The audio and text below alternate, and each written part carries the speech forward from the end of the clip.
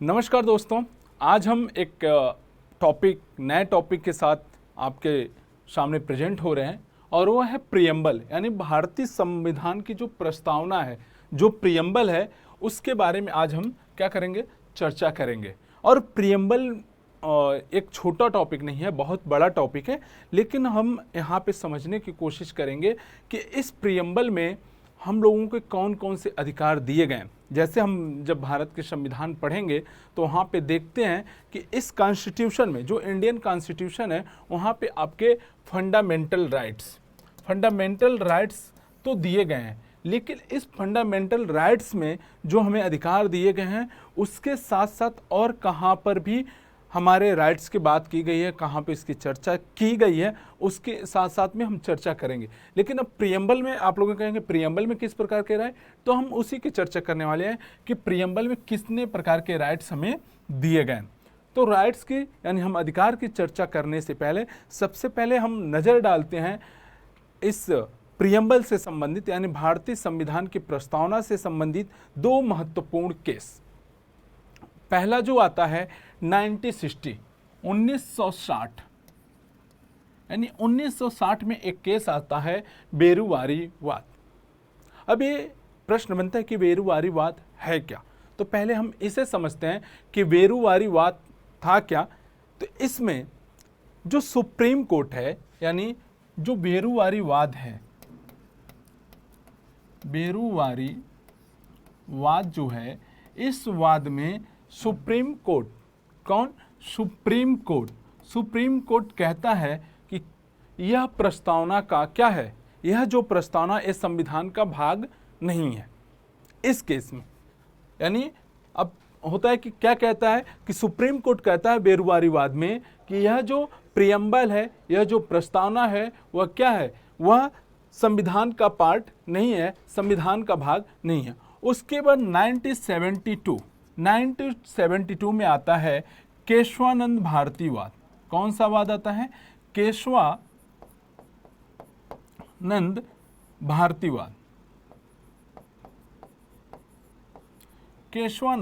भारतीवाद। अब होता है कि इसमें क्या कहता है, अब इसमें देखिए जहां पर यहां पर यानी बेरुवारीवाद में कह रहा है कि जो प्रस्तावना है, जो प्रियम्बल है, वह संविधान का भाग नहीं है, लेकिन इसमें क्या करता है सुप्रीम कोर्ट, इसमें भी सुप्रीम कोर्ट अपने डिसीजन से यू टर्न ले लेता है। यानी क्या करता है, यू टर्न लेता है, यानी अपने वादों से क्या करता है, मुकर जाता है, कह सकते हैं अपने वादों से मुकर जाता है या यू टर्न लेता है और कहता है कि यह जो प्रस्तावना है, जो प्रियम्बल है, वह संविधान का पार्ट है, यानी कॉन्स्टिट्यूशन का पार्ट है। लेकिन इसमें और क्या जोड़ता है, इसमें कहता है कि जो इसकी मूल संरचना है, यानी बेसिक स्ट्रक्चर, यानी जो इसकी मूल संरचना है, वह क्या होनी चाहिए, चेंज नहीं होनी चाहिए। कहने का मतलब है, इसको समझिएगा बड़े ध्यान से, बेरुवारीवाद में कह रहा है कि प्रस्तावना संविधान का भाग नहीं है, लेकिन केशवानंद भारतीवाद में कह रहा है कि प्रस्तावना संविधान का भाग है।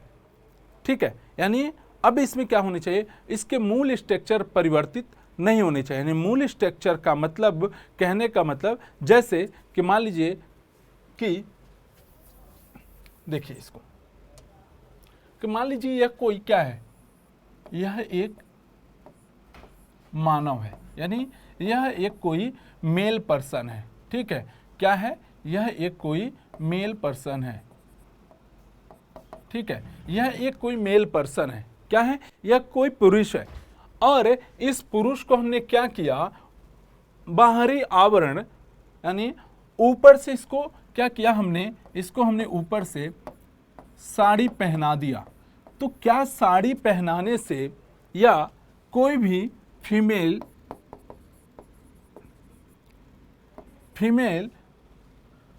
कोई भी फीमेल कपड़ा इसको पहना दिया जाए, तो क्या इसकी मूल संरचना या इसकी बेसिक स्ट्रक्चर चेंज हो सकती है, नहीं चेंज हो सकती है, क्योंकि क्या है, इसके ऊपर से वह किया जा रहा है, यानी ऊपर से जोड़ा जा रहा है। तो ही कहा कि इसके बेसिक स्ट्रक्चर में परिवर्तन नहीं होना चाहिए, आप इसमें कुछ अलग से क्या कर सकते हैं, जोड़ सकते हैं। ठीक है, हमने पहले ही चर्चा किया कि हम चर्चा करेंगे इसमें कि कितने प्रकार के राइट्स दिए गए हैं। ठीक है, तो चलिए हम अब देखते हैं कि प्रियम्बल में कितने प्रकार के राइट्स हैं। जैसे आप देखेंगे प्रियम्बल में यहाँ पे आपको 3 प्रकार के राइट्स दिख रहे हैं। कितने? 3 प्रकार के राइट्स दिख रहे हैं। और वो राइट्स कौन कौन से हैं? पहला है जस्टिस। क्या है? जस्टिस यानी आपको न्याय का अधिकार। और दूसरा है आपका यहाँ पे स्वतंत्रता यानी फ्रीडम का। और तीसरा है इक्वलिटी की बात कर रहा है, समानता। यानी हमारे भारतीय संविधान के प्रियम्बल में यानी प्रस्तावना में आप देखेंगे 3 प्रकार के राइट्स दिए गए हैं, जस्टिस, फ्रीडम और इक्वलिटी। अब देखेंगे कि इन तीनों में कितने प्रकार के हमें अधिकार मिले हुए हैं। अब देखिए, जब हम जस्टिस की बात करते हैं, न्याय की बात करते हैं, तो उस न्याय में हमको 3 प्रकार के न्याय। पहला कि सोशल यानी सामाजिक न्याय हमको मिलना चाहिए। ठीक है, सामाजिक न्याय का मतलब कि आप देखेंगे कोई भी गवर्नमेंट की यदि वैकेंसी आती है तो उस गवर्नमेंट की वैकेंसी में चाहे आप कितने भी यानी आप चाहे जनरल के हों,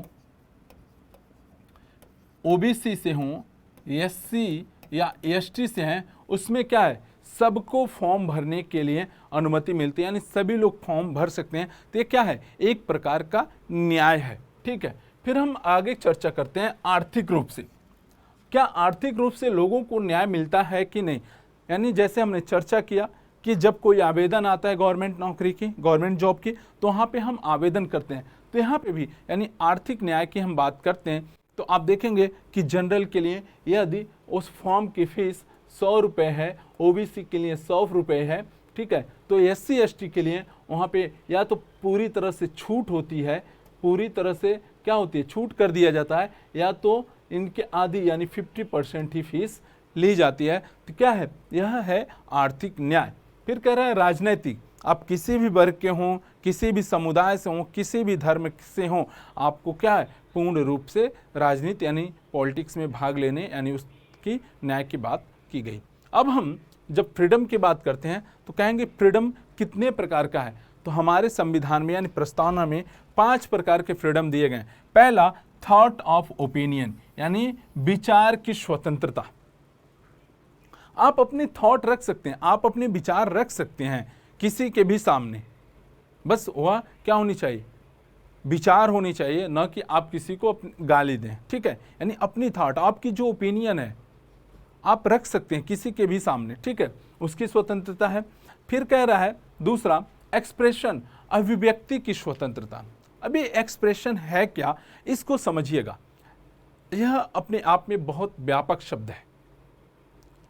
अभिव्यक्ति, जैसे अभिव्यक्ति की स्वतंत्रता, जैसे एक टीचर किसी विद्यार्थी को पढ़ाता है तो क्या करता है, अभिव्यक्त करता है। कभी कभी क्लास में आप देखेंगे टीचर कुछ क्रियाकलापों के द्वारा बच्चों को क्या करता है, समझाने की कोशिश करता है, तरह तरह के एक्सपेरिमेंट करता है, बोल करके समझाता है। तो बोलना भी क्या है, एक प्रकार की अभिव्यक्ति है। ठीक है, आप लोग क्रिकेट मैच देखते होंगे, क्रिकेट मैच में आप देखेंगे कि अंपायर क्या करता है, कोई भी डिसीजन एक अभिव्यक्ति के माध्यम से करता है, यानी एक्सप्रेशन के माध्यम से। जैसे कि कोई बैट्समैन क्रिकेट खेल रहा है, ठीक है, जब कोई बैट्समैन यदि क्रिकेट खेलता है और वह क्लीन बोल्ड हो जाता है या कैच आउट हो जाता है तो अंपायर अपना डिसीजन क्या करेगा, अभिव्यक्ति, और अभिव्यक्ति क्या करता है, यानी एक फिंगर दिखाकर क्या करता है, दिखाता है। तो यह क्या है, एक्सप्रेशन है। ठीक है, दूसरा समझिए कि